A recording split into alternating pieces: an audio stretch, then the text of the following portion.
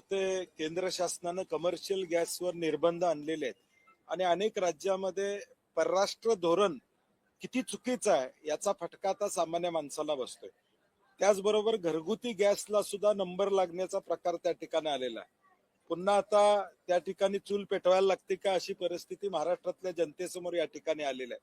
निष्कर्ष काय तर चुकीचं परराष्ट्र धोरण. केंद्रीय मंत्री 1-2 महिन्यापूर्वी सांगतात आमच्याकडे 74% साठा आहे, परत 15 दिवसानं गोलपोस्ट बदलतात, म्हणतात आमच्याकडे 24% साठा त्या ठिकाणी. आणि आता ऑइल कंपन्यांना प्रोडक्शन वाढवायला सांगितले, परंतु ज्या ऑइल कंपन्यांच्याकडे या ठिकाणी कच्चा माल नाही आहे ते प्रोडक्शन कसे वाढवणार. आणि मला वाटते this is utter failure of governance. एकूणच या सगळ्या युद्धामुळं एकूणच भारताच्या अर्थकारणावर परिणाम होतोय, महाराष्ट्रातल्या विशेष करून उद्योगांच्यावर परिणाम होतोय. आता हॉटेलची सुरुवात त्या ठिकाणी झालेली आहे. या हॉटेलमध्ये फक्त जेवणारे अवलंबून आहेत का? या हॉटेलमध्ये लाखो कोट्यावधी कामगार या हॉटेलमध्ये आहेत, ज्यांची उपजीविकता या हॉटेलच्या व्यवसायातून या ठिकाणी होते. अगदी रस्त्यावर असणारा त्या ठिकाणी टपरीवर असणारा त्या ठिकाणी टपरीवाला असू दे किंवा एखादं लहान कॅन्टीन असू दे किंवा एखादं हॉटेल असू दे, हजारो लोक तिथं काम करतात. आणि म्हणून याचा परिणाम इंडस्ट्री असू दे, हॉटेल व्यवसाय असू दे, आणि कदाचित 8-10 दिवसानं आता घरात सुद्धा मला वाटते काय परिस्थिती होईल सांगता येत नाही.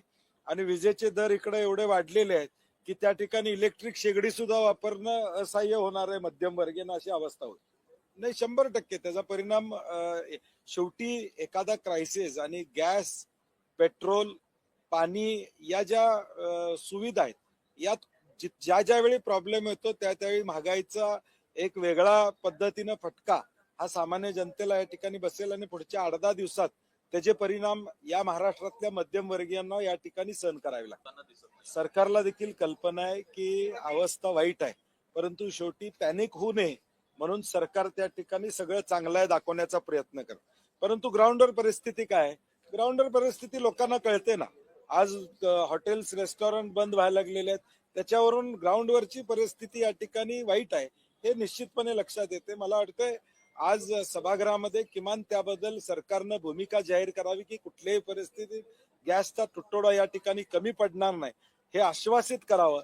नाहीतर उद्या परत त्या ठिकाणी अनेक लोकांना त्या अडचणीला सामोरं जावं लागत असेल तर किमान दिलासा सरकारनं द्यावा असे आमची अपेक्षा. हा चॅनेल आणि माध्यम आणि पत्रकारांच्यावर आरोप आहे की चुकीच्या बातम्या दाखवल्या जातात. मला वाटते ते काही वस्तुस्थिती नाही आहे.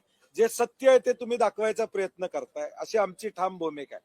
आणि महाराष्ट्रातल्या जनतेचं सत्य दाखवणं याचा अर्थ चुकीच्या बातम्या दाखवणं असं होत नाही.